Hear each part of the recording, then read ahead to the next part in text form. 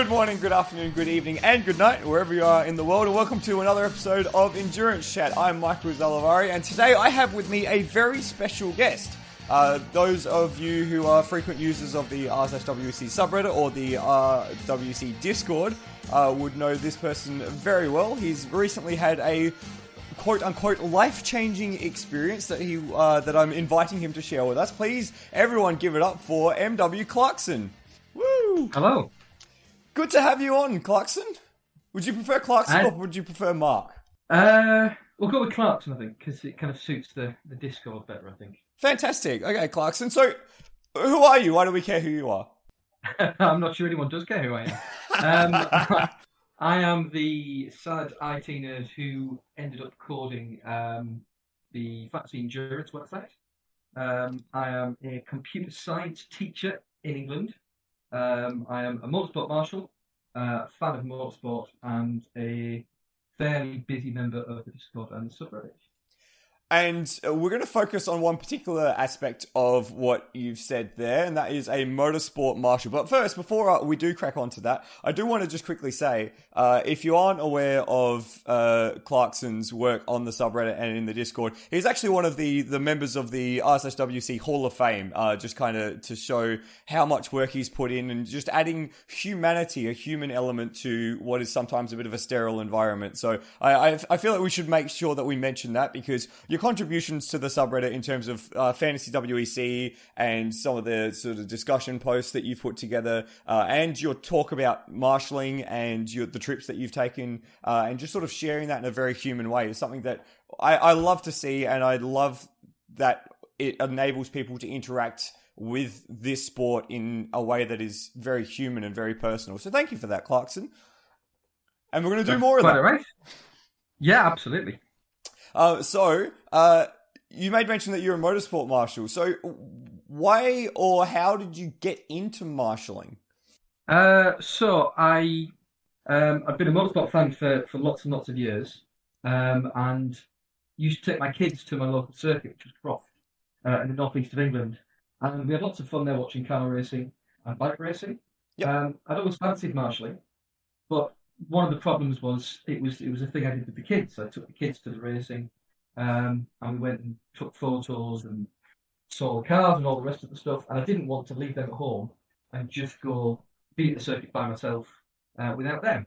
Yeah. So I kind of couldn't marshal for a really long time. And then my daughter came to me one day and said, I think she was about 12, and she said she'd come across this thing called cadet marshalling, where children, they don't go live on trackside for fairly obvious reasons.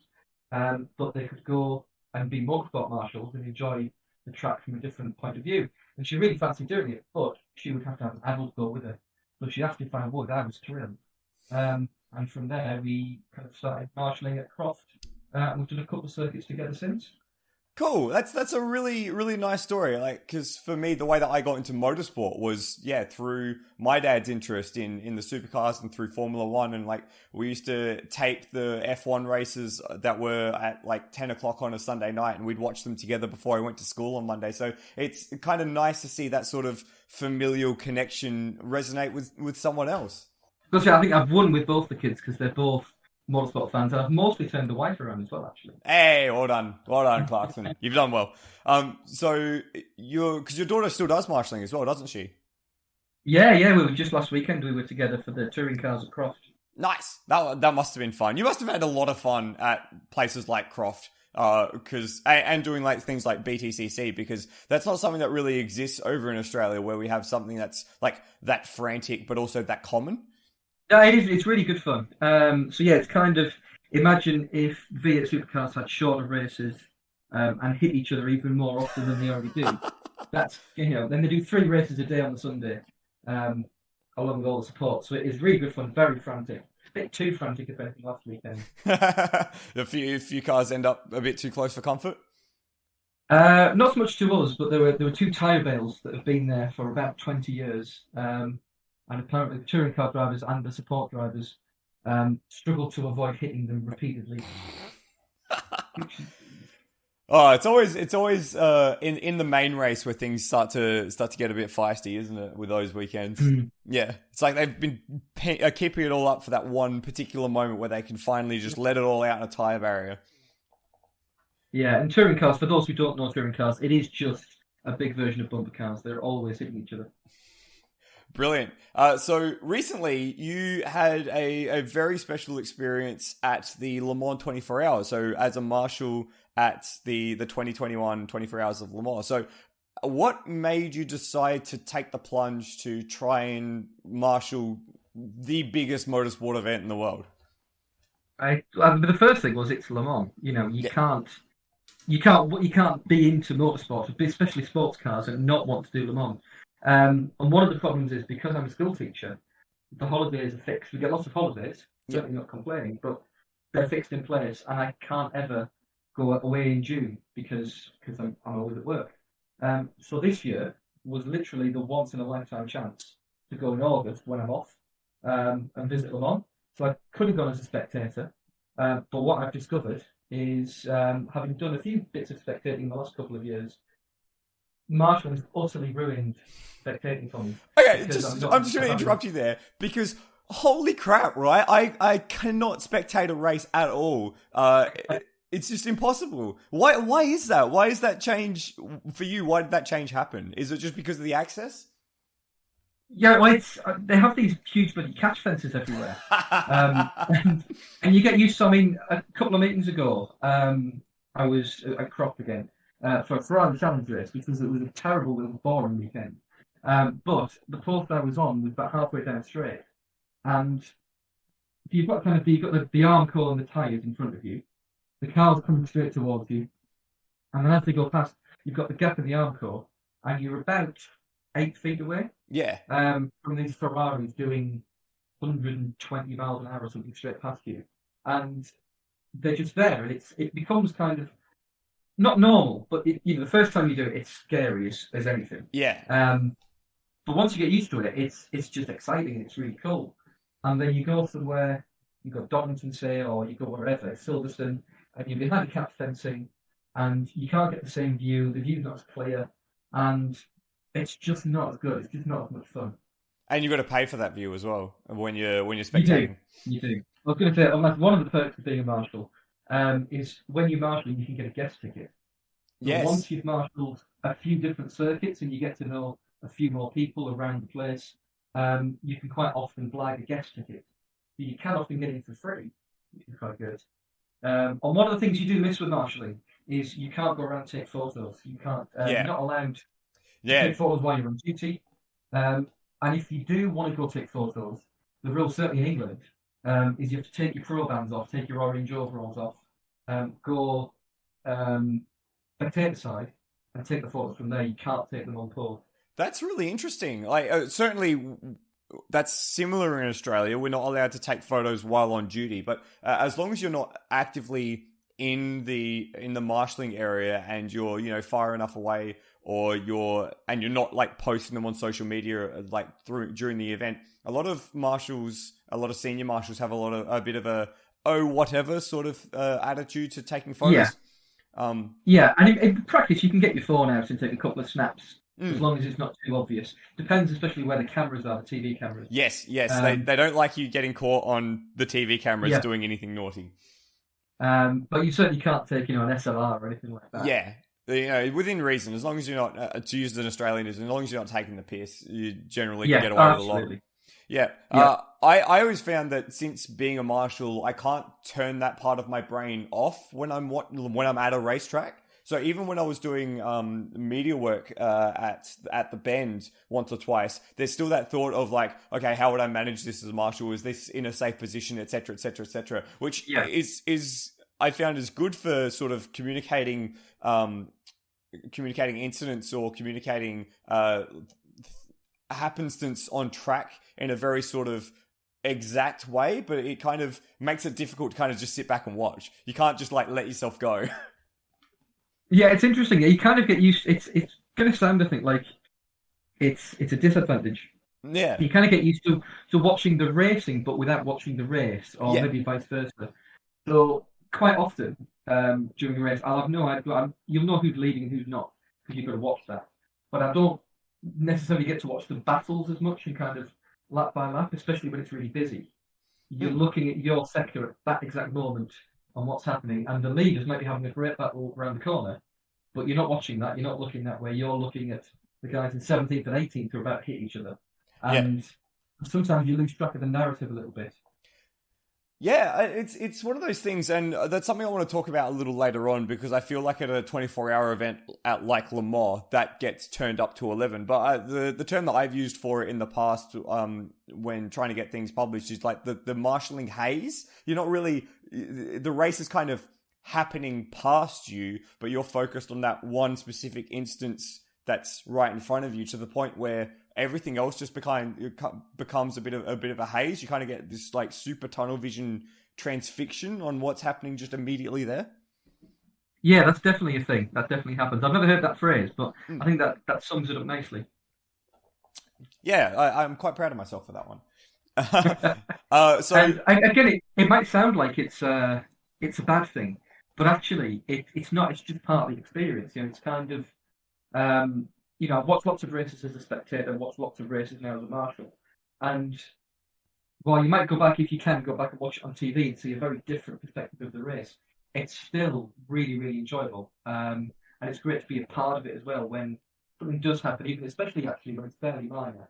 And you get to go out and help a driver get off the circuit and clean things up, whatever.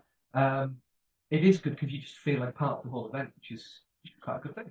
Yeah, and you're making motorsport happen, and that's a beautiful thing. It's a beautiful thing. This I didn't intend for this to be like just an advertisement for marshalling around the world, but I guess this is what it's going to be now.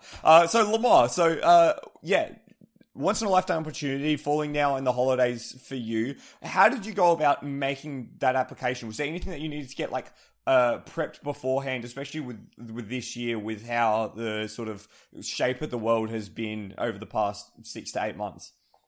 Yes. One of the hardest things I find about marshalling actually is getting into places. Yeah. Once you're in, it's dead straightforward. So when I first wanted to be a marshal, actually finding out who you contact and then getting them to reply back. So I ended up contacting 3 or 4 people, and it was like the 3rd or 4th guy who actually replied and responded.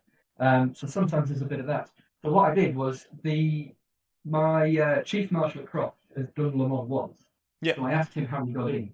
And he gave me the email address of the lady at Le Mans who lives in Le Mans, who organises marshals. So I emailed her. She then sent me to a kind of fairly well hidden link on the ACO site to sign up. Yeah. And then had to upload my UK accreditation for marshalling to prove I'm not just some bloke who wanted to come and watch for free. But that's besides that's a given anyway. Yeah. And then the most difficult thing about kind of the application really after that is the fact that it's all in French, which is maybe a surprise for some people. But it's pretty fair. If you want to apply to a race to be a marshal in England, you're going to have to speak English. Yeah. If you want to apply to a race event in France, the emails come in French. So for some people, that's probably a bit of a shock. Thankfully, with Google Translate, it's manageable. But that was probably the biggest kind of day-to-day hurdle with the application. So did you have to get a French to English dictionary on your way to Le Mans just to make sure that you'd be able to respond to track incidents and stuff like that? Well, that was it. I completely skipped on a whole different thing. So once I filled in the application form, you get to a stage where you have to. No, it's my fault. You get to a stage where you have to put down which post you want to apply for. Yeah. Because you rather than just apply to be a marshal, you have to. They give you a list of all the post chiefs, and you have to pick which post chief you want to work with. Oh, really? So it's not like a broad trackside marshal, pit lane marshal, scrutineering, that sort of thing. You actually have to pick where or who you want to work with. Yes, and and it was literally just a list of names. Oh wow! So for me, as a complete outsider, it was like, what the hell do I do? So I'm a member of a couple of Facebook groups for marshals, and went on one of those and kind of said, if somebody wanted to apply, how the hell do we get past this bit? Because I don't know anyone. And thankfully, there was a post chief on there who said, "Oh, well, I run a post with British Marshal at Le Mans every year, so just put my name down." Yeah. and we'll sign you up, and you can come be on my course with the Mud Brits. So the thing with the language, I do have a bit of French. I know my colours, I know my numbers, and I did French at school. So I thought, right, well, that'll be enough to get by. I'll be on a British course with British marshals. So once we get through the application with Google Translate, we'll be fine. And was it? Well, two things happened in recent history. One of them is COVID. Yeah. And that meant that anyone travelling from England to France needed to be double vaccinated, needed to have a reason to be in the country, had to fill in various paperwork, had to do a lateral flow test in France, Okay. and then had to do a PCR test when they get back to England. Point is, it was about £400 in PCR tests. Blimey. And in addition to that, there's a thing called Brexit, where Britain decided to leave the European Union because they thought that would be better. They were wrong. And so basically, I was the only British marshal on post. Wow, really? Yep. Around the whole circuit? Or just at that post? Not the whole circuit, but just that post. Jeez. Wow, okay, so that must have been a bit of a shock to the system then. So... Definitely a challenge. And the way that Le Mans works compared to most events, so normally, go to Croft, go to Silverstone, wherever, you turn up and there's 120 marshals, and then you get given a post, and there's 3 or 4 of you on the post, and you go off doing things, but you kind of interact with each other over the course of the weekend. Yeah. At Le Mans, there are 70 posts, 35 on the inside, 35 on the outside, and you camp with your postmates. Oh, jeez. So we were responsible for about a kilometre of track, and the people I was on post with, I lived with them for a week. Yeah, and it was a full week because you were there for the test day as well. So you drove down on, what was it, the Friday before the test day? And were there for... Yeah, so crossed over, drove through England on Friday, Yep. drove through France on Saturday, and then stayed till the following Monday after the race. Cool. So that's 8 nights in the end? Something like that, yeah. So describe to me the experience of that drive and then arriving at your campsite, because you sent me some photos which made it appear, let's call it, quite Spartan when you arrived. Yes. So the drive, anyone who's driven through France knows what it's like driving through France, and you don't really... Well, can you explain it for someone who lives on the other side of the world, who maybe hasn't yet driven through France? So I mean, it's just, you've got motorways, you've got toll roads, which are motorways, which are kind of reasonably quiet. You can drive through those. You follow the sat nav, so I don't really know where I was driving particularly. You drive a bit through the city of Le Mans, just kind of skirting through some of the industrial zones, and then you come out at the Arena, which is just on the inside of Tête Rouge. Yeah. And that's where you have to pull up to sign on, do all your paperwork, and get the goodies. Yeah. And how long's the drive, by the way, from where you were? Because you're in the northeast of England, right? So how long's the drive from the northeast down to Le Mans? So on a normal day, on a good day, it's about a 5-hour drive down to the Eurotunnel, which is the train that goes under the English Channel. Yep. On a Friday, which is the day I drove down, it's about 7.5 hours. Okay. Because everyone in England uses the A1 and the M1. Yeah, so that's actually an appreciable distance. I was about to Europeans don't understand anything about distance, but no, that is an appreciable distance. That's a solid drive. Well done, Clarkson. Yeah, I mean, it's not Perth to Melbourne, but no. It's a solid day of driving. But it's about Adelaide to Melbourne, so I respect that because I've done that drive. So then the Eurotunnel, you drive onto the train, and the train takes you through the tunnel. You come out in Calais, and it's about 4.5 hour drive. Down to Le Mans. That's pretty good. And so you get to Le Mans and you sign on at Tête Rouge. Yep. I'm guessing in French. Yes. Nobody there spoke English at all. Oh boy. And because I'd uploaded all my accreditation online, I didn't realise they also needed to see physical copies of my accreditation. Okay. Did you have that with you? Thankfully, I had it in the car. Okay. So it was a bit of walking backwards and forwards, and lots of hand waving. And trying to figure out what was what, but we got sorted. And then one of the things that is quite good about Le Mans is you get free overalls, which is quite cool. Nice. The orange one with the logo on the back. Yes, so it's got Total logos everywhere, ACO logos, yeah, and got the date. So you sign on, do all your paperwork, get your photo taken, you get your overalls, get a cap, and then get told, you get shown where your post is, and get told to sod off and go find your campsite. Yeah, okay. Fantastic. So you were at whereabouts were you on the circuit? So I was down at the bottom of the Mulsanne Strait.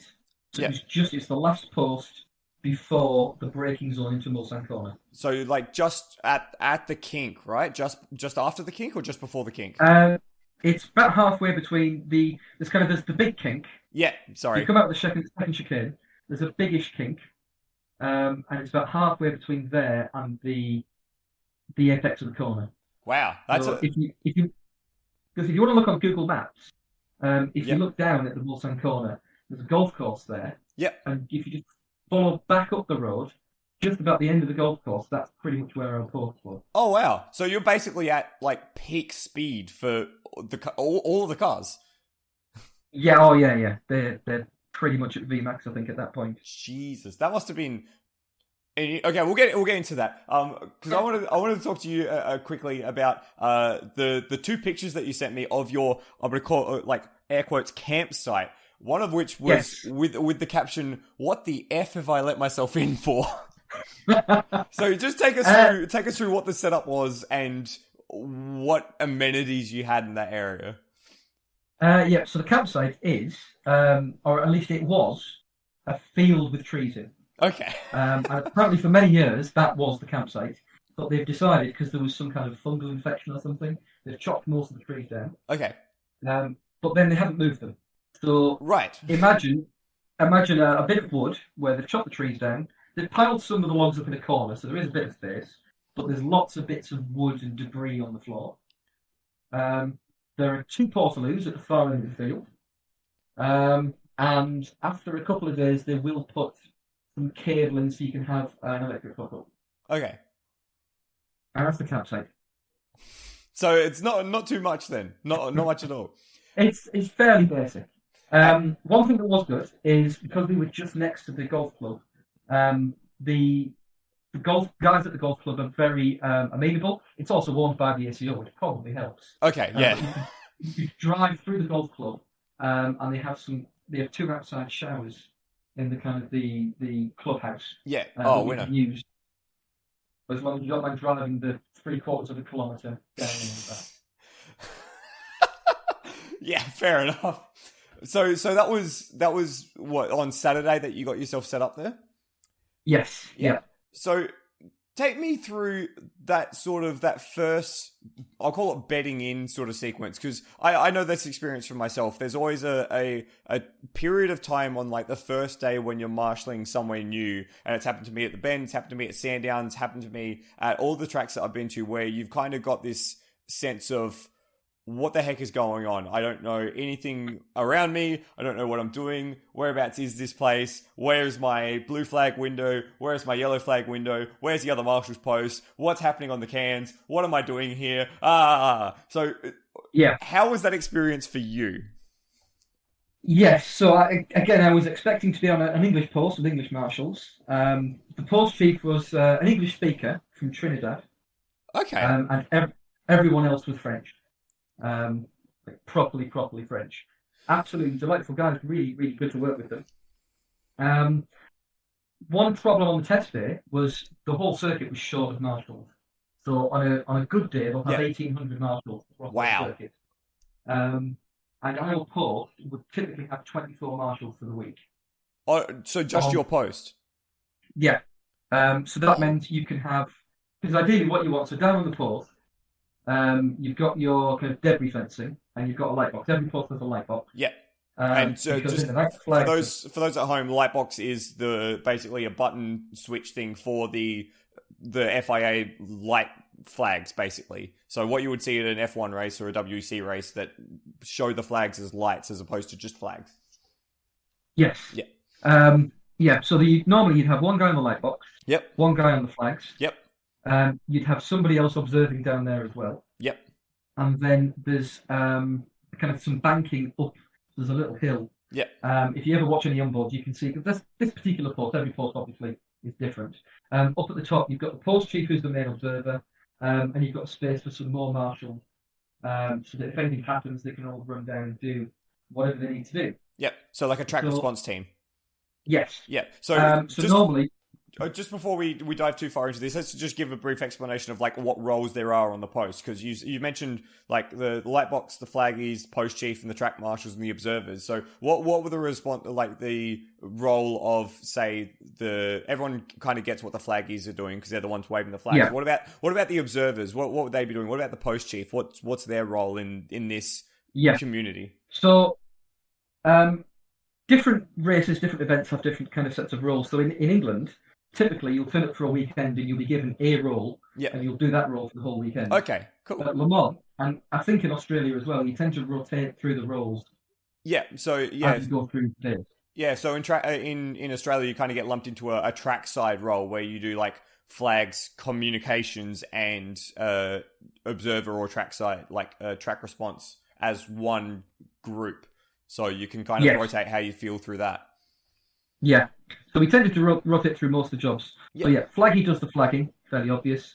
The guy with the light box has the I forget the name for it now. But there's 4 radio links at Le Mans, so there are 4 different sets of radios going out for the marshals. So there's 2 for the inside, 2 for the outside, and then each of those there's 1 for the signaller and 1 for the post chief. Okay, so the light box is also the communications guy. Yes. So whoever has the light box has the headset, and it should be mostly one-way communication. So things when you hear Eduardo's counting down for full course yellows and things like that, we have a different guy on the radio counting down for us for the same thing. Yes. So we can put out the boards and the lights at the right time. So whoever's got the light box has to shout to the flaggy, we're going to a full course yellow in 30 seconds. Yeah. And then count down 10, 5, and so on. So you've got those 2 jobs. You've got somebody else down there just to observe, not in a particularly formal way, but just to kind of keep an eye out on things. You've got 3 people. It might be if you need to wave 2 yellow flags and hold a safety car board, you need 3 arms. So having 3 people just makes it a bit easier. If you've got those, the post chief's job is to be an official observer. So the post chief doesn't really get involved with anything directly. If a car hits the barrier and breaks it to pieces, the marshals will go and deal with that, but the post chief will stay on post, stay on his radio, and communicate with the race control what's going on. Yeah, so he's the chief. He's like the captain of the post. Yeah. And then you have your track marshal, whose job is to kind of be alert and ready, so that if something happens, they can go deal with it. First priority, obviously, always is to get the driver safe. Yeah. And then anything else, cleaning up debris, dealing with oil, anything like that, kind of after that. Yeah, cool. So 24 marshals over the course of a weekend, but the test day, you had how many? 6. Right, okay. We had 5. Sorry, one of the guys didn't turn up. So we had 5. So you had 5 to manage the 2 4-hour sessions? That's a big day in anyone's book. Yeah. So normally we try and split into 3 teams of 8. Yeah. So that you can have some downtime at any point.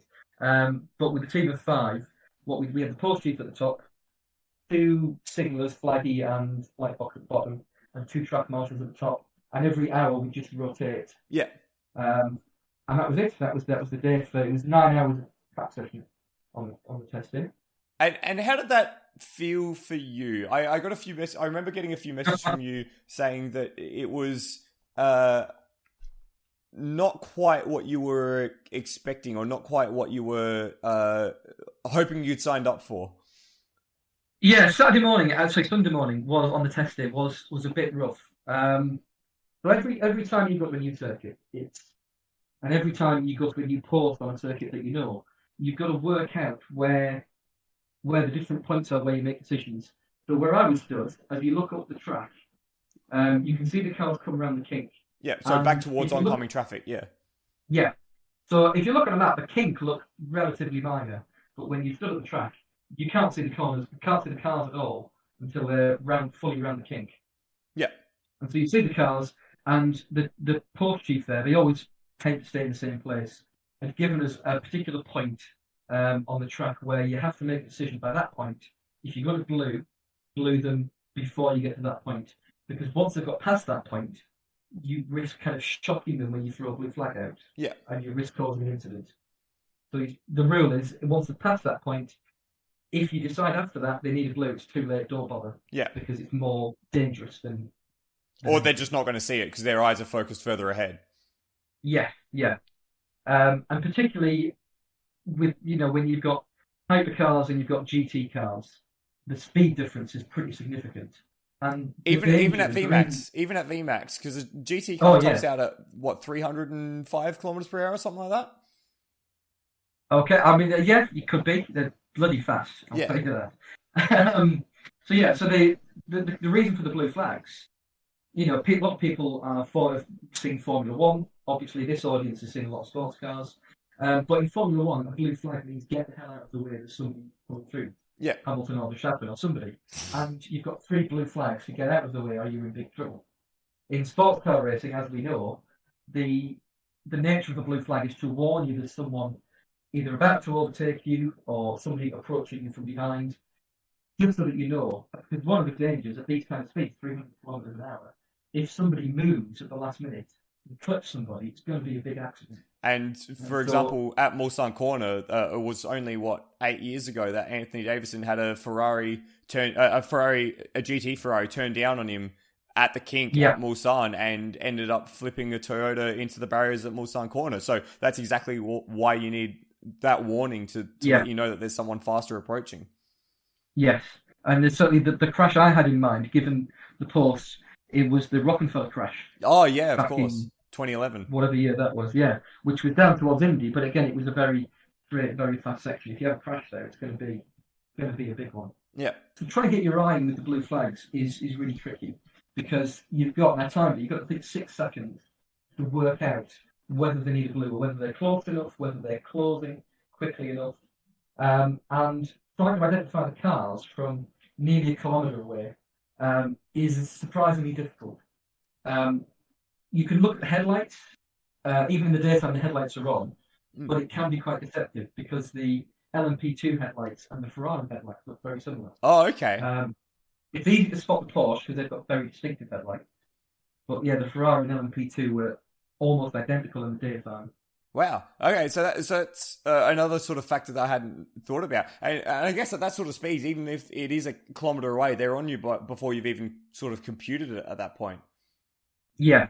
So it definitely took a while to get my eye in, and I think from having talked to other marshals, I think I'm worse than other marshals for this, but I get very cross with myself when I get it wrong. And so I was kind of, on Sunday morning, I kept trying to get it right, and I kept just not quite getting it right, and felt a bit stupid, and was starting to wonder, have I made a mistake coming here? I've been marshalling for 3.5 years now. Do I need more experience to do this? Am I going to be a liability if I carry on doing this? By the afternoon, felt much happier, felt like I've got my eye in, and really enjoyed the afternoon. So the morning I was a bit down. Yeah. And a bit grumpy with myself, which I think was when I'd messaged you. Yeah. And by the afternoon, I was loving life and was really in the flow of things. That's awesome to hear, and I can certainly understand that feeling of like when you're at a marshal post somewhere new for the first time, and it takes you so long to get up to a standard where you want to be, and you make some really bad blue flag calls, and you'll just be like, oh, I totally should have done that, and you watch the cars whiz past, and the pass passes on, and you go, oh, I should have blue flagged it. Or the other hand, you'll flag something, and then they'll come past you, and there's like 80 meters between them. You're like, what am I even doing here? It's easy to kind of, I guess, especially in the situation where you're with people who don't even speak your language, and you're in a new country or a foreign country, and at a post at a circuit that you're not familiar with, and you're making mistakes. It's easy to kind of fall into your shell in that situation, isn't it? Yeah, definitely. And the language barrier at some points was a little bit of an issue. Yeah. Not because of anything the French guys did. The French guys were really, really welcoming. But just that difficulty of sometimes, particularly later on when there were a few more marshals about, they would be chatting to each other in French, having a conversation, and it's just hard not to feel excluded by that. Yeah. Because you physically can't, you pick up every 4th or 5th word, and by the time you kind of process and work out what they said, they've moved on, and there's no opportunity to chip in, or you can't join in the conversation. Yeah, so that's kind of another complicating factor with that. How did you deal with that sort of thing across the week? We're kind of moving away from that test day and to the rest of the week now. How do you deal with? I guess that's a very sort of extreme version of not gelling with the people at your post. Because I've had that experience as well. Sometimes when you're on a post and it's a group of people you've not worked with before, and you just kind of don't gel all that easily. Is that kind of that experience, or is it different because it's a different language and that sort of thing? Yeah, I wouldn't say it was that we didn't gel, because actually we did really get on. I thought that there were any real fallings out amongst any not even fallings out, but everyone did really get on well together and helped each other. Oh, nice. That's good. Very welcoming. And so I've got a bit of French, so I could chip in with bits and bobs, and it was easier one-on-one. So if I was sat next to someone talking to them, we could manage. Yeah. But it was only kind of those big group bits. But as we went on, one of the best things I did actually was I had a notebook with me. And I think it must have been maybe the Thursday, maybe the Wednesday, I got the notebook out and started to just jot down bits of French that I picked up over the week, things like the French for race control and French for arm corps and things like that. Yeah. And then the adjoint, who's kind of the second in command, kind of the deputy corps chief, came over, took this book off me with a big grin on his face and started writing out extra bits of French for me. So initially it was things like some of the radio calls. Okay. And then moved on to some sex positions. Right. He gave me the web address of a website specifically for English marshals to help me translate what French marshals are talking about. Yeah. Which I had my suspicions about. And it was a French porn site. That's okay. That's bloody funny. That's great sense of humor. Oh yeah, it was good. And so we developed some jokes, and we took the piss out of each other, and we just had a really really good time. Nice. That sounds good because there's quite a bit of time, I guess, downtime between the practice day or the test day, which would traditionally be 2 weeks ahead of the event, but for this year it was 1 week ahead of the event, and then the actual beginning of track action come. I think it was Wednesday this year. So those 3 or 4 days in between, how did you feel that time? Because for me, when I've done interstate marshalling or longer marshalling trips, the marshalling is the trip. So I didn't really have any downtime. So like the last time I did an interstate trip was 2019 at Sandown. So I drove over to Melbourne on the Thursday, was marshalling from Friday morning till Sunday night, and then drove home first thing on Monday. So what did you do in that sort of downtime between the practice or the test day rather, and then the start of proper track action come Wednesday? Yeah. So it was only 2 days this year. So it was Monday, Tuesday. Yeah. And then Wednesday was back into track action again. So the Monday I went up to the museum to have a look around there, and that was brilliant. I mean, if anyone has the chance to go to the museum, it is absolutely phenomenal. And that's the Le Mans 24-hour museum? Yes. Yeah. So it's just opposite the start line. Oh wow. On the outside of the circuit. And I've shared some pictures on the Discord at the time, and there's a massive room where they have the little die-cast models, the tiny little ones, and they have every car from every race. Wow. All organised by year. And they must be specialty. Like you wouldn't be able to buy any of them anywhere. I've genuinely no idea, but they were phenomenal, and there were just hundreds and hundreds and hundreds of cars starting from kind of the late 1800s right the way up. You've got the Nissan LMP ones in there, the race-winning Porsche 919. Yeah. I don't know if it's a replica, it probably is, but that's in there. There are lots of the Mazda 787. Yes. The kind of the plaid coloured one. There's just hundreds and hundreds and hundreds of cars. I'm not very technical with most of the cars, but I recognise lots and lots of fantastic ones. If you're an engineering nerd, absolutely, just you could stay in there for days. And wow, awesome! And then you put up a brilliant video on the subreddit as well of the track. Yeah. So I had to go driving the track, which is always good fun. So Sunday, for obvious reasons, the circuit's closed. Yeah. And then Monday, Tuesday, it's open. So drove down the public roads as much as possible. Can't do the Porsche curves to Tete Rouge because that's all permanent racetrack. Yeah.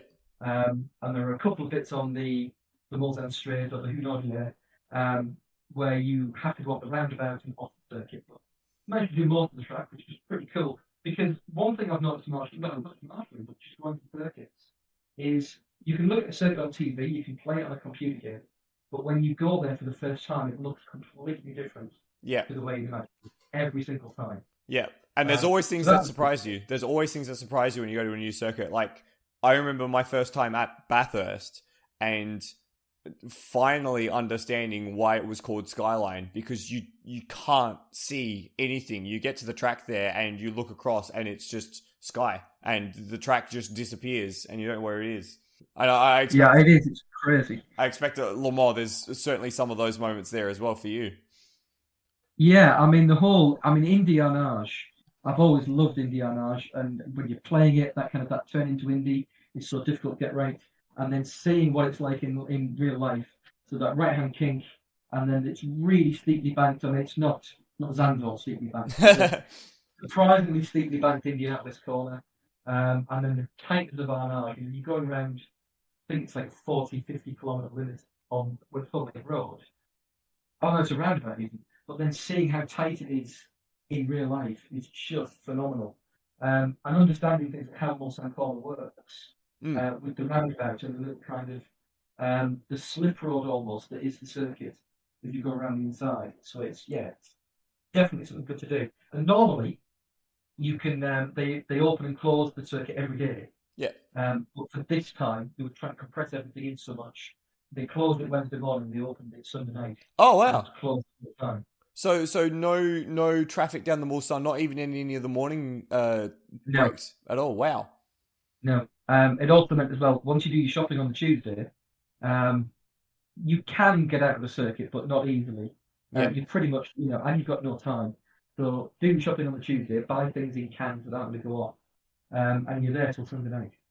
And that's something that I think kind of gets lost when people talk about like marshalling experiences around the world. Really, is that it's not just the time that you're on post that is a part of the experience, but also the time like in between sessions, like overnight. So yeah, the fact that like for example at Bathurst, I was camping at the circuit. For Sandown, we because that's more residential, we were able to get like a B&B and actually have somewhere to sleep properly. But I mean, for Le Mans, like the fact that you're trapped inside the circuit for 5 days effectively, that must be, to have to plan around that and to sort of experience that must have been something quite different. Because what's it like? What was that like compared to say Croft?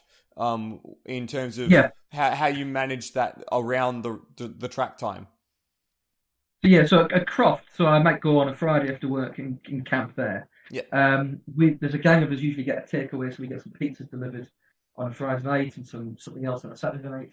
So we kind of take some snacks to keep you going during the day, but kind of nothing really to worry about in terms of cooking. Yeah.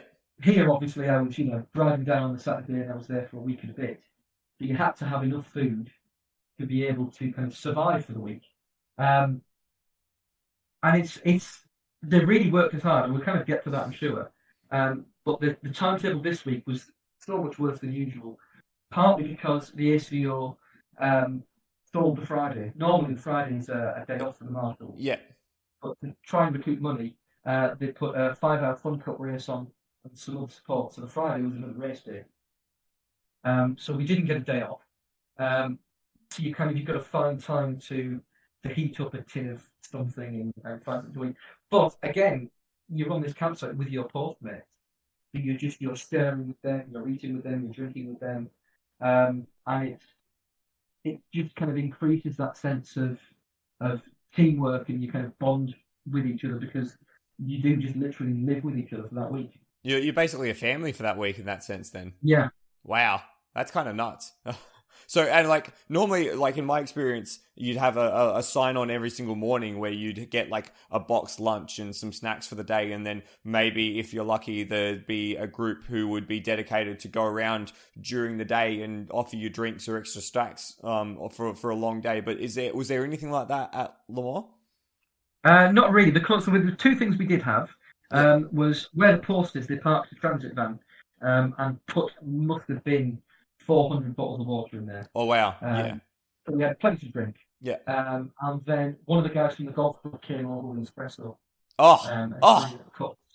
I only did that twice, but one of the guys had a coffee maker with him as well, so we could have some coffee.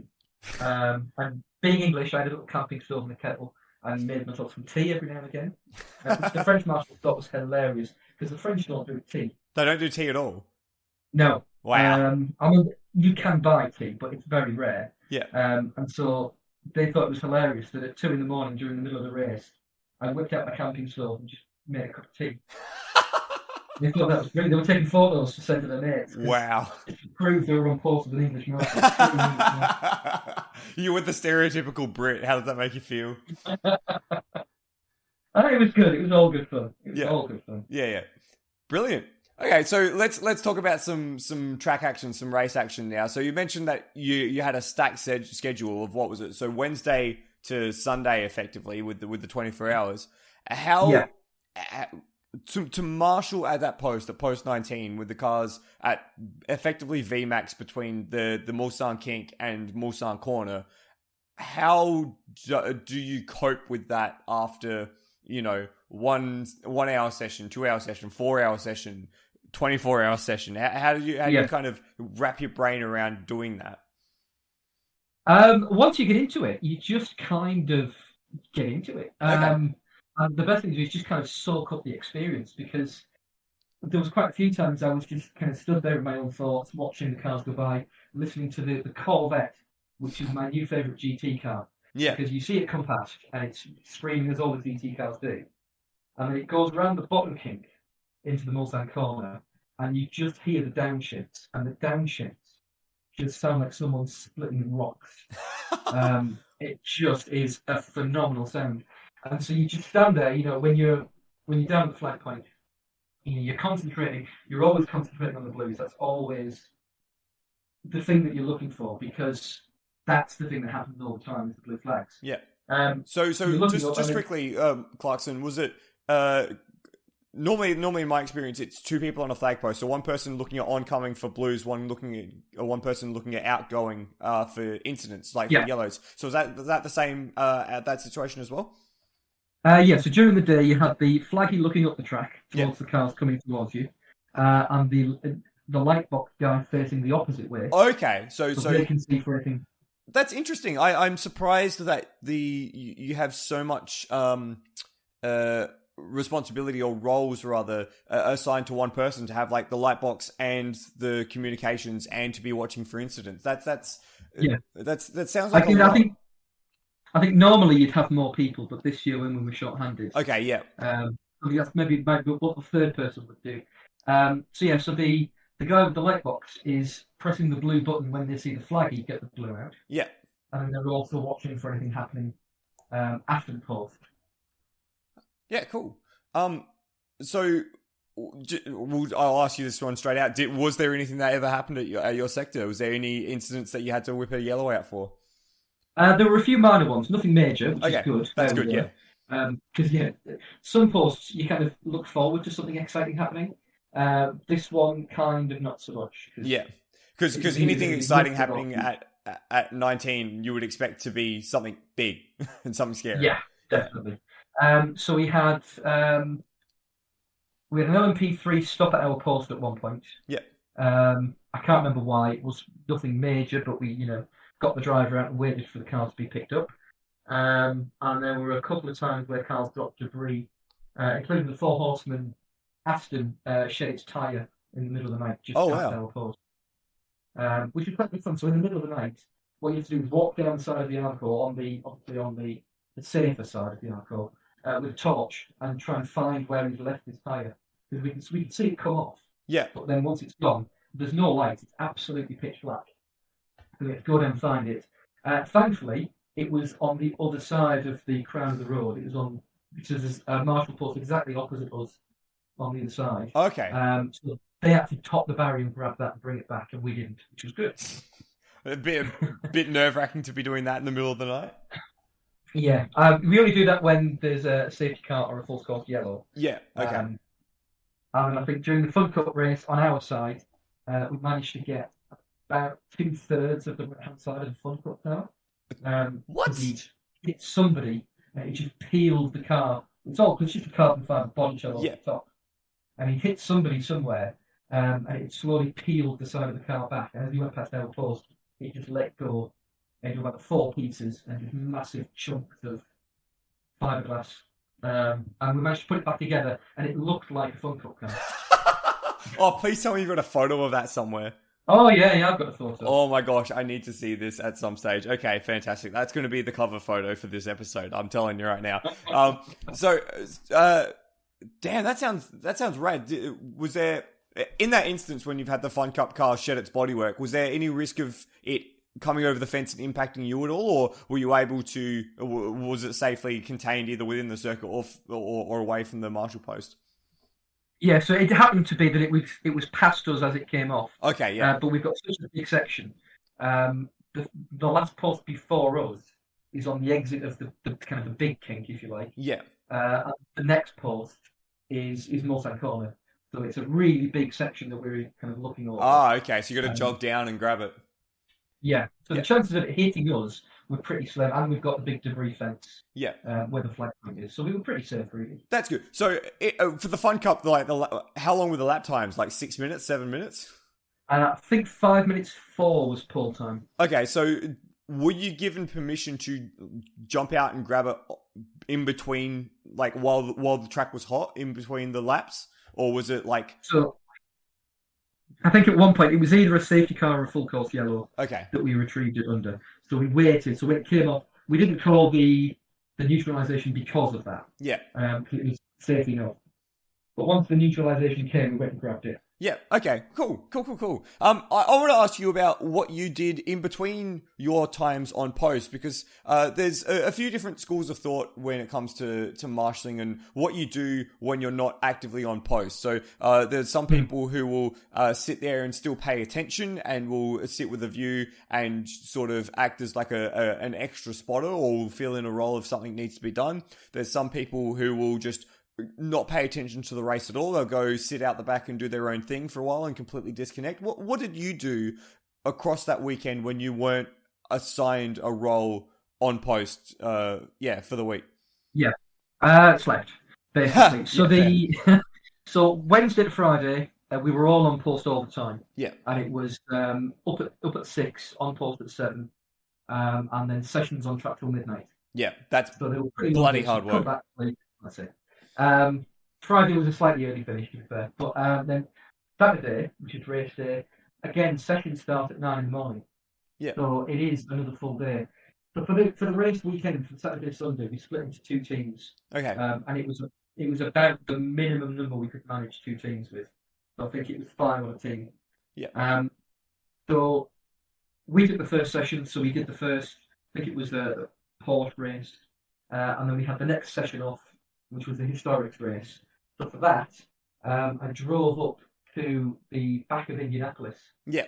And because I had my orange on and I had my passes, I could get around to the marshal's post there and chilled out for kind of just 20 minutes or so behind Indianapolis inside Arnage, watching the historics, which was just fantastic. And there's a point at Indy where there's a big catch fence on the exit, which you kind of expect. Yeah. And there's a point where the catch fencing stops and you've just got the tyres because nobody stands there. And then it goes down to Arnage. I'm stood there watching these cars fire out of Indianapolis straight towards me with no catch fencing, thinking this is just the coolest thing I've ever done. And after about 5 minutes, thinking this is probably the stupidest thing I've ever done. And I decided to move down a little bit. So I'm really glad I got to see it from there, but it definitely was not the safest place to stand. Yeah, it's one of those things that your brain is thinking, wow, this is cool, before it thinks, wow, this is unsafe. And I've been in that situation 1 or 2 times as well, yeah. Yeah, I can totally understand how you kind of get like wrapped up in that moment for a second. And it is nice to have a bit of a change of scenery as well when you're on a marshal post. Just kind of go for a walk and interact with some of the other marshals and just get a bit of a different view of things. Yeah, and one of the things I was really looking forward to was because I was expecting to be in 2 or 3 teams and have a fair bit of downtime just to explore, which sadly didn't get much of, but that one was quite cool. Yeah. And then the next downtime session was the Road to Le Mans race. So for that, we went up to the village, which is the kind of the area behind the paddock, where all the spectators kind of the shops and the stalls and all that kind of stuff Okay. is. Kind of the inside of turn one, and just had again for 20 minutes or so, so not a huge amount of time, but bought a hot dog, and just had a little potter up with the crowds, see that run into turn one, and just kind of experience that before I drove back down again. Cool. So certainly not wanting for things to do if you were trying to get away from No, the post. no. And then once race started, so we did the first session. So the way we split up, every post is different. Yeah. But we did the first 3 hours, and then we had 3 hours off to go get something to eat for the evening. So this was kind of 7 till 10. Yeah. We had some downtime. So I had something to eat and tried to get some sleep. Not very successful, but managed to get kind of half an hour of dozing in a bed in the tent. And then back on post for the 10 till 40, Okay. which sounds quite scary, kind of 10 p.m. till 4 a.m. Sounds like it's going to be really rough. And it went in a flash, it really did. Okay, so I'm intrigued. I'm intrigued by that. So I want to ask you about like marshalling at night, like in proper darkness. But I'll leave that for a sec. Something that I've noticed in those sort of situations is that they're kind of blink and you miss it. So I wanted to sort of get your thoughts on how do you. What am I trying to ask here? Because 6 hours, that's a full WEC race that you're sitting there on post. Or if were you rotating through positions, or were you trying to keep things fresh, or it was just you are here, you are in this moment, and that is where you are. Is this just where the marshalling haze just came through, and before you knew it was gone? So yeah, we did an hour on the flag point, and then an hour up on the banking, kind of just observing, and then just rotate through those two for the night. So you are breaking it up, so it's not 6 hours in one big stint. And then when you sat down, you've got time, you've got a chance to make a cup of tea, have a laugh with the guys you're on post with, and also to watch the race and see what's going on. There's a bit of time, again, because you're not in a point of danger, you can get your phone out and have a look. You don't want to sit on your phone the whole time, but you can see what's going on with the race, see who's in the lead, see who's broken down, have a look, see if you can see what the gaps are. And things like that. So you can follow the race a little bit during the night. But the key thing is being on the flag point is, excuse the language, fucking awesome. It is just the most exciting and fun thing I've ever done marshalling ever. Wow. And I was really, that last hour flagging on the light box at night, I was really conscious that this is the last time I'll probably ever be doing this at this point in this experience. And just really, really soaking in the sounds and the sights and the experience, because it's just so much fun. Yeah, damn. That kind of like waking awareness of like, this is the last time I'm going to do this. That is. I'm glad that you got to make the most of that experience, because I'm a little jealous. I'm a lot jealous, actually. Truth be told, very, very lot jealous. Yeah, damn. So what about like marshalling at night? The difficulties of dealing with not only the cars going past at off kilometers per hour that you have to deal with during the day, but how do you sort of dial your brain into dealing with that based off just a set of headlights and what happens to time in that instance? Does time become entirely meaningless? I think the entire week time becomes half hour or 1 hour block. Yeah, because I guess because you're dictated by the schedule, right? So it's like, okay, we got 1 hour of this, and then it's half hour break, and then Yeah. So whoever's got the light box, there's a little clock on the light box. So what we do, again, because even at night you're not flagging for obvious reasons, you can't see the flags. Yeah. But you'll swap one guy looking up the track, one guy looking down the track, and you'll swap after half an hour. So you've got that clock there. So you've got an idea of this half hour chunk of time, and then that half hour exists as a pocket universe when you're just in that moment for that half hour. And actually flagging at night I found much easier than flagging at day. Okay.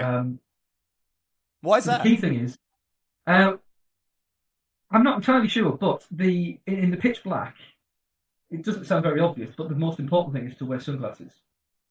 During the day, I found sunglasses really difficult, actually, and they kind of reduced your visibility to see what was coming. Okay. Even though it was really bright in the daytime, sunglasses actually were worse. But at night, the headlights, all you can see, again, there's no lights anywhere, there's no ambient light at all. You just have these headlights coming towards you. and having the sunglasses on just dulls them ever so slightly, and you can start to pick out the closing speed. So it would make sense that what you're usually looking for with blue flags is a hypercar coming up behind a GT or an LMP2 coming behind a GT. But that's not always the case, especially in the practice phase. Yeah. Because sometimes you have a hypercar going not very fast, and sometimes the GT's going to get past. But what you need is the closing speed. And at night, you kind of don't have anything else. You've got the sunglasses on, you can't see anything to the side, you've just got the headlights. And you've got no idea what car it is. Even when they've gone past, you didn't know if it was a Toyota, if it was a P2, if it was a GT. You just couldn't tell. So you're just looking at the closing speeds on the lights. And because everything else is removed, I actually found it easier to spot what was going on. I can totally understand, but that is still very fascinating. It's kind of like the point where, because you've lost all other frame of reference, all you have is the one thing that you need to focus on. Yeah. Yeah. So how does there's an experience in that I'm trying to get you to share, but I don't exactly know the question that I want to ask to get you to share that. I guess it's a bit of like the sort of catharsis feeling. Like how does having only that to focus on, why does that make marshalling so good? It's just in general.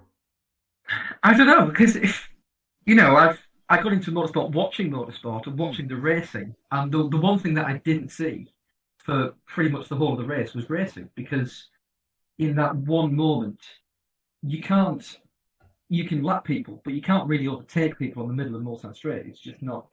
So you didn't really see any. You didn't get the thing you see on the TV when you see the battle through this corner and that corner and people setting up an overtake 4 corners earlier. You don't get that. And again, that seems like that would be a loss. But there's just something very satisfying, I think, about doing a job and doing it well. Yeah. And getting it right. And a few weeks after Le Mans, actually, somebody posted on the Discord an onboard, and I think it was the SRT car. And they were in the middle of the night, they're driving down, and they'd lapped a GT car coming into the second chicane. And then they came out of the second chicane, and as they went past one of the light boxes, somebody flashed the blue at them, because they saw the 2 lights, and it's dead easy to get it wrong. They saw the 2 lights, thought it was going to be an overtake, pressed the button. And you could see the driver, because it was like a helmet cam. You could see the driver check his mirrors to see if there was someone about to overtake him. And then realise, oh no, it's not, it's the GT car, that's fine. And then move on. And it was really telling that when you're at the side of the track for a week, just repeatedly pressing this blue button or waving this blue flag, it's hard to really appreciate whether what you're doing is actually of any use and whether anyone actually gives a crap. Yeah. But it was really interesting to see that actually the driver was responding to the blue flags and taking that information on board. So when you get these blue flags right, and you get these cars going past, it's just a sense of achievement and involvement. I'll never be a race driver, I'll never be a team owner or a mechanic, but I can be involved, I can be part of Le Mans, and equally I can be part of some little club race with some Mazda MX-5 running around as well. And it's just, I think that's for me what marshalling is, it's being involved in part of the whole experience. I don't know if that answers the question, but that was perfect. That was absolutely perfect, because I totally understand that feeling as well. That feeling of just being able to be involved and being able to service something that you love so much, and I totally get that. And I even have a bit of my own story to tell with the blue flags. There's one time that I've ever blue flagged the leader of a race, and we've all done that. No, yeah, exactly, and. But the thing is, I did it on purpose, and I knew it was the leader as well. It was at the Bend, the GT3 endurance race they had. It would have been 2019, where the leader had run out of fuel on their way back to the pits, and we saw the slow car. We'd heard over the radio that was running slow, and I saw the trailing battle come over the hill, because I was at the penultimate corner. I was at turn 17. So you see the cars come over the rise at turn 16 to dive into the braking area for 17. So I saw them come over the hill. So I put the blue flag out, and then they made the pass on the exit of that corner. I didn't realize until I went back and watched that race later that they'd actually zoomed straight in on the leader of the race, which was Jamie Whincup. They zoomed straight in on the front of his car, and you could see his face through the helmet. And when the blue flag flashed at him, which you could see the reflection of that in the windscreen, I could see his eyes dart up to his mirrors to actually see the cars coming behind. So like that your story of the SRT41 car, like that is exactly the same sort of thing. That moment where you realize that, yes, what I'm doing at the side of the road is noticed and is useful. But the problem with that is, of course, that a good day from a event standpoint is when the marshals do nothing. Yes. And again, one of the things about multi-class racing that I love so much, again, whether it's Le Mans, whether it's the local club racing event, is that the marshals have much more chance to make a difference. Yeah. Because we flagged the port race, and in the port race, no one's going to get lapped because it's a 45-minute race on a 5-minute lap. So by the time anyone's stretched out anywhere, there's just not going to be any blue flags. So then we're just there for safety, which is why we're there anyway. And those races are a bit less exciting as a marshal. Unless, of course, one of them loses it into the Mulsanne corner and writes off 8 lengths of Armco, and then we finish the race under a safety car. Then you're very busy, and then that's not good because as I said, the when the marshals are very busy, that's not often an indication that something's gone wrong. Yeah, and again, in England, I like flagging in England because we tend to have that one rule for the weekend, and it can be quite boring sometimes being a track marshal if nothing happens. But when you're on the flag point, you're always watching, ready for something, and you're much more alert, and you follow, not at Le Mans because you can't, but you follow who the leader is, you follow where the battles are, and you've got an idea who's first, who's last, who needs a blue flag during the race, and who doesn't. At Le Mans, you've got no plan. Where we were walked halfway through the back, and so, we think that the 5-hour Fun Cup race, trying to track who was the leader when every car's a Fun Cup car, and there's pit stops, is just impossible because even after a safety car, by the time they get to us, they've started to stretch out again, and just trying to follow it is beyond impossible. So having less, what am I trying to say here? Because of course, if you're able to have that sort of more immediate information of this is who the leader is, I can see them coming, these are where the battles are, I can maybe think about when they might need lapping or blue flags or that sort of stuff. Certainly I've seen that at smaller circuits, and I'm expecting you would have that knowledge at Croft. Does having the absence of that information at a track like Le Mans, which is so much bigger, and the information can be outdated by the time the cars get to you, does that make it easier or harder? Are you less focused on your preconceived expectations of what's about to happen because of the lack of information, or is it harder because you're looking for something that isn't there? In the early stages of the race, it's definitely harder. So we had an incident in the first section of the lap at the start of the big race. Which meant that the order of the cars was jumbled up. So normally, in a sprint race, you would blue flag when the leader catches a back marker. But now you've got a situation where you've got a hypercar coming through the field, passing GT cars for position. You've got the question, do they get a blue flag? Because it's for position, so they shouldn't, but they're faster, so they should. And it becomes a bit complicated. And then, thankfully, after about the first hour, once you're at the pit stops, you just kind of forget who's in the lead and don't care. And you just look for those overtakes. So there are occasions where I'm sure I blue flagged an LMP2 car that was being passed by an LMP2 car for position, or being chased by an LMP2 car for position. And you kind of trust the drivers at that point to know where they're up to with their race, because we can't. From a distance, you might be able to tell it's an LMP2. You can't tell which LMP2. Of course. Until it's really close to you.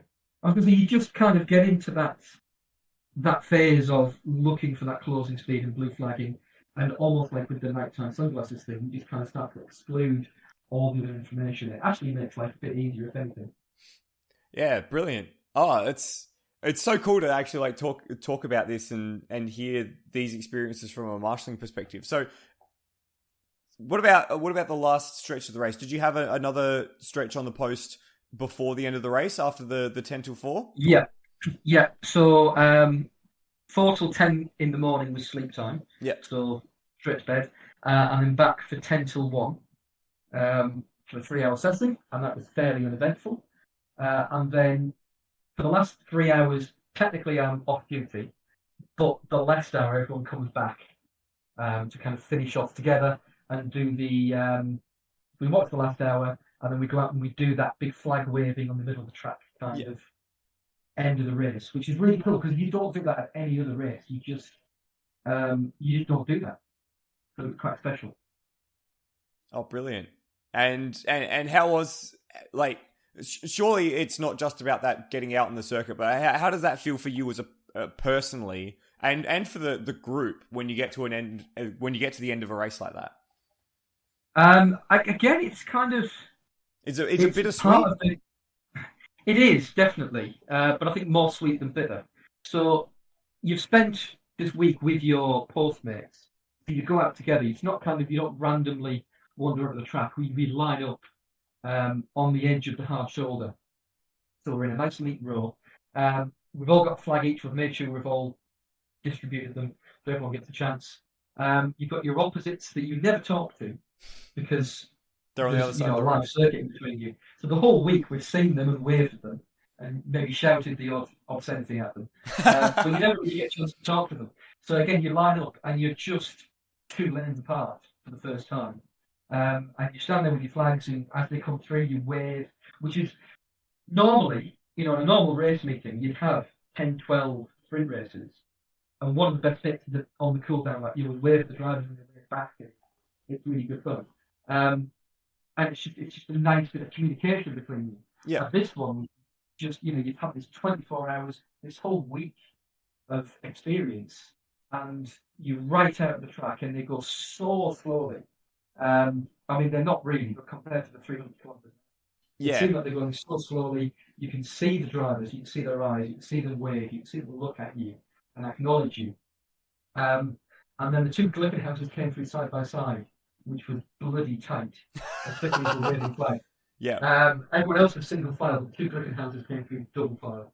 And it was just such a cool moment. And again, one of those, as it's happening, and thinking, this is kind of what it's all about. This is the drive, because was it Derek Bell, I think, was said that he always wanted to do the last stint in the race because he loved the cool down lap and driving through past all the marshals and waving at everyone. And it's equally as much fun for us. It's a real big part of the event. And then it's all over. Yeah, then we go back, strip the campsite down. The local, those who were within a couple of hours, put everything down and went that night.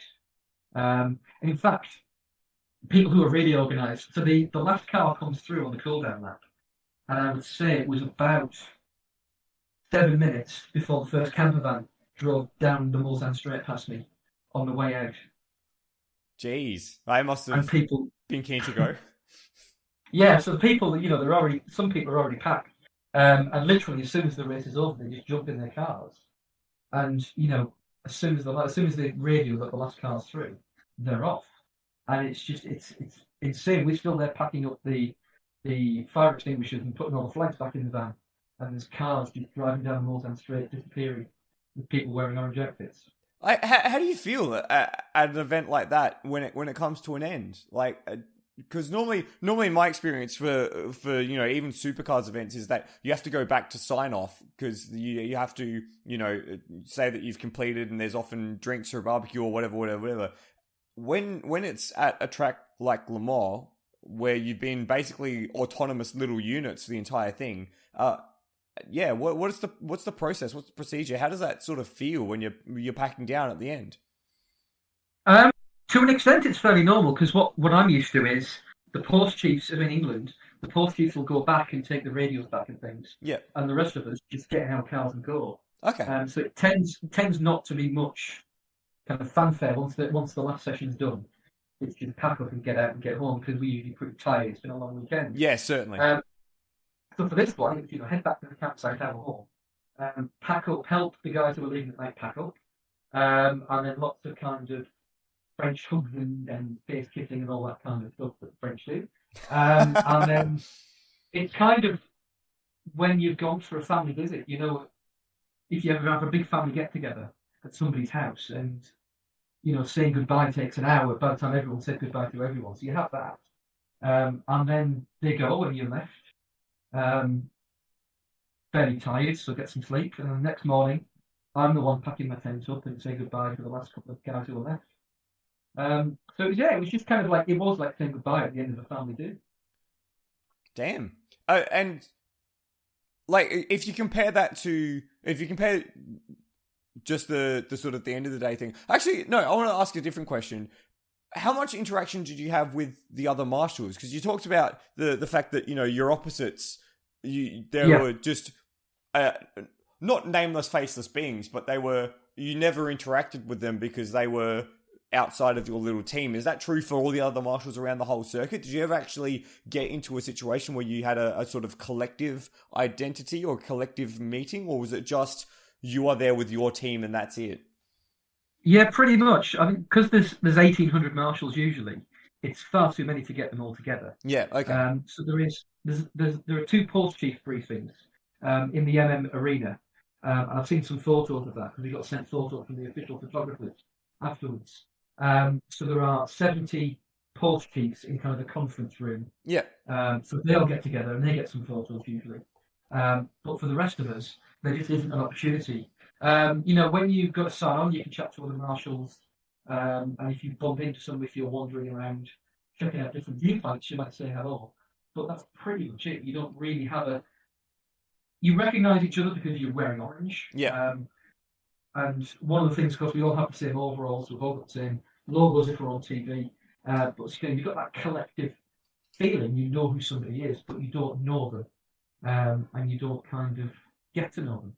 But there are enough of you on your post, you still feel that you've had a good experience, I think.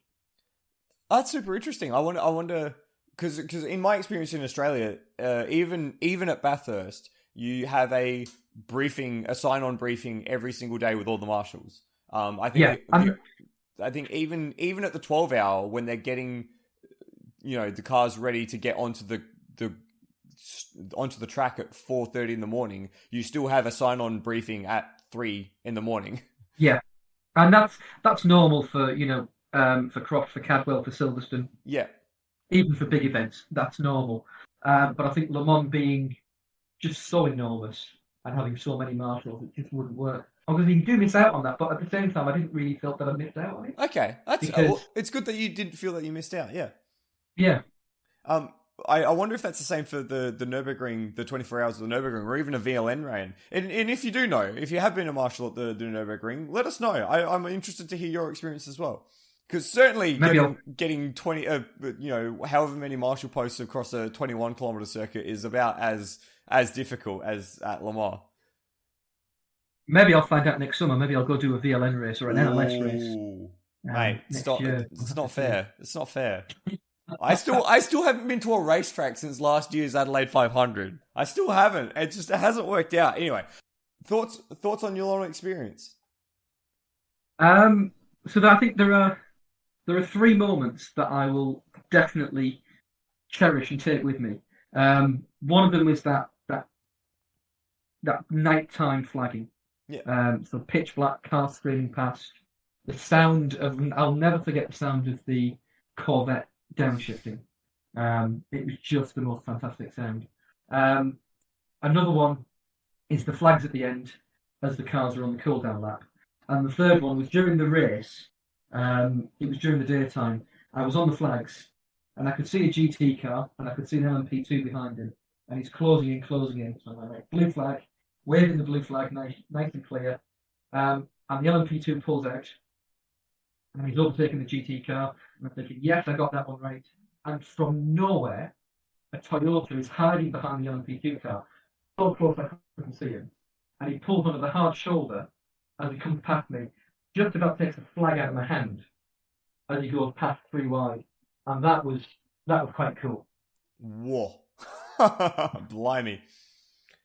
Yeah, And right. yeah, I had no idea he was there till he pulled out, just literally feet from my paws, and just whipped past this flag. And that was very, very cool. They're not meant to overtake on the hard shoulder there, but But it if you've happens. got to get past 3 cars, it's going to get done somewhere. Yeah, Yeah, damn. so those were my 3 moments that I'll always remember. And how does that compare to your other marshalling experiences, either at Croft or at Silverstone even? Have you done F1 at Silverstone, or is that still on the list? I've still not done F1. Again, it's got to coincide with holidays because Yeah. you've got to be there on the Thursday for F1. So I've not done it yet, but I was a bit worried actually. The first meeting back at Croft was just a little club meeting with caterers and things like that. And I kind of, before I went, I thought, am I going to find this a disappointment now, having done Le Mans? And it wasn't. I absolutely loved every minute. Had loads of fun, chatting to the people on post, flagging, pushing cars out the way, doing the things that marshals do. And even though it was, caterings that you can buy for £20,000 instead of hypercars that you spend 30 million on, it was just still great fun, great camaraderie, really good fun experience, and just really cool to be doing it again. And how many comments did you get for wearing your Le Mans overalls to Croft? How many people gave you shit for that? I had one guy in assembly, which is where we all meet in the morning, who came and asked me about Le Mans, and was really interested, and everybody else took the piss. As you do. Which is exactly what you get to. Yeah, absolutely. The fact that I still have the big Le Mans 24 stickers on the side of the car. And yeah, still have my Le Mans overall and my Le Mans cap. And I knew I'd get the piss taken, but that's kind of why I did it. That's exactly why you do it. Oh, that's fantastic, Clarkson. I'm glad that you got to experience that, and thank you for taking the time to share some of that experience with us today. Well, thank you for asking, because my family don't let me talk about it anymore. The marshals won't let me talk about it anymore, and my friends at work won't let me talk about it anymore. So really, this is my last outlet. Do you feel like you've gotten it all out now? Do you feel like you're content with your Le Mans experience? You've shared it all you need to now? I'll probably still talk about it for a while, because it was the coolest thing ever. Oh, that is so cool to hear. That's so cool to hear. And if you are listening and you do want to get involved and make all your friends jealous and hate you and never talk to you again, get involved in your local marshalling organisation. They're always looking for volunteers to help make motorsports happen, and that is the honest truth here.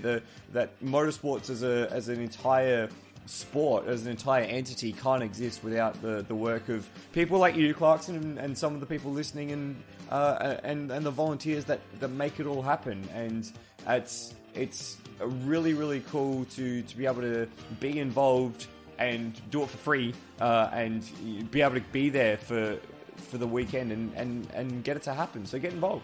Anything else you can think of before we say goodbye? Not really. No, I think I've talked for like an hour and a half now, so I think if anyone hasn't got the impression of what it's like by now and is still listening, then they're kind of not going to get it. But yeah, it's really cool. You get the best view. Yeah. The drivers are always really grateful. So you can walk up and down the paddock. The drivers will stop to chat to you if you want to, and they'll show you around. And it's really good fun. It's really cool. You should definitely do it.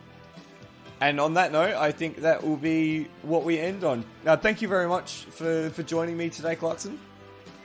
Thank you. Thank you very much for listening, and thank you, of course, to our sponsor, the Racing Lion app, for making this for sponsoring us and making this happen. And yeah, it's been an absolute pleasure sharing this experience with you. So on that, I've been Michael Salavari. Peace out.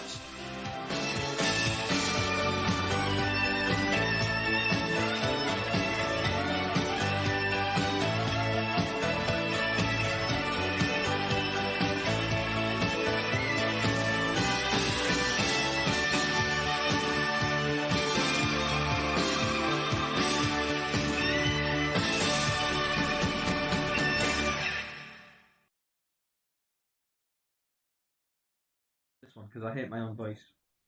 Why though? It's such a voice. It is a voice. I know. I've always hated my voice. Okay. I don't know. I don't think it's that uncommon, but I know a lot of people don't like listening back to their voice because it sounds different to what they hear in their own head. So I think once you can get over that, once you kind of get used to what your voice sounds like to other people, it's, I don't know, less of a hurdle. I don't want to say I like the sound of my own voice, but I think I've got a nice voice.